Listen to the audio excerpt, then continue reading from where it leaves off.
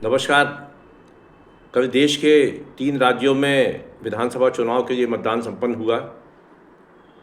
इसमें असम, केरलम और पुडुचेरी के मतदाता बधाई के पात्र हैं, जिन्होंने 80% से ऊपर भी मतदान कर ये साबित कर दिया कि तमाम विसंगतियों के बावजूद भी, तमाम समस्याओं के बावजूद भी देश की जनता का लोकतंत्र में अगाध विश्वास है और वो अपनी सत्ता का परिवर्तन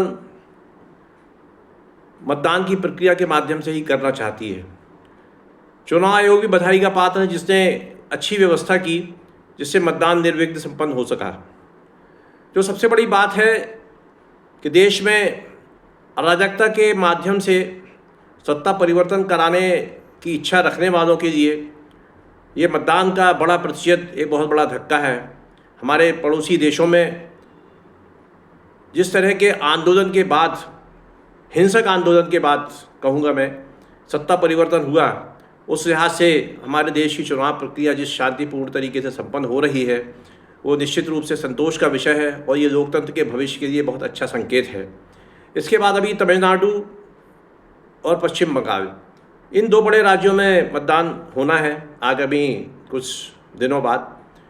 परिणाम तो मई के प्रथम सप्ताह में ही हमें ज्ञात होंगे, किंतु इतना अवश्य है कि इन दोनों राज्यों में भी जहां क्षेत्रीय दल सत्ता पर लंबे समय से काबिज हैं और वहां राष्ट्रीय दल जो हैं उनकी एक मजबूरी बन गई है कि वो या तो इनके साथ सहयोग करें या इनके सामने घुटने टेकते रहें।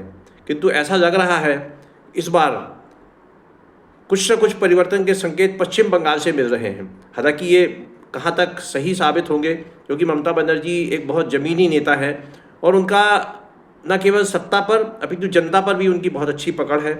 वहीं तमिलनाडु में भी जो द्रमुक है, जिसके मुख्यमंत्री अभी फ़िलहाल स्वर्गीय करुणानिधि के बेटे स्टालिन हैं, तो दोनों पार्टियां जो है वहाँ द्रविड़ आंदोलन से निकली हुई अन्ना डीएमके और द्रमुक, इन दोनों का चूँकि एजेंडा एक ही है, इसी वहाँ जनता व्यक्ति के आधार पर या सरकार के प्रदर्शन के आधार पर मतदान करती है। इन दोनों राज्यों के चुनाव पर भी पूरे देश की नज़र रहेगी। फिलहाल तो हम इतना कह सकते हैं कि देश में लोकतंत्र जो है वो सफलता की ओर है और इसके लिए एक बार फिर देश के मतदाता बधाई के पात्र हैं। धन्यवाद।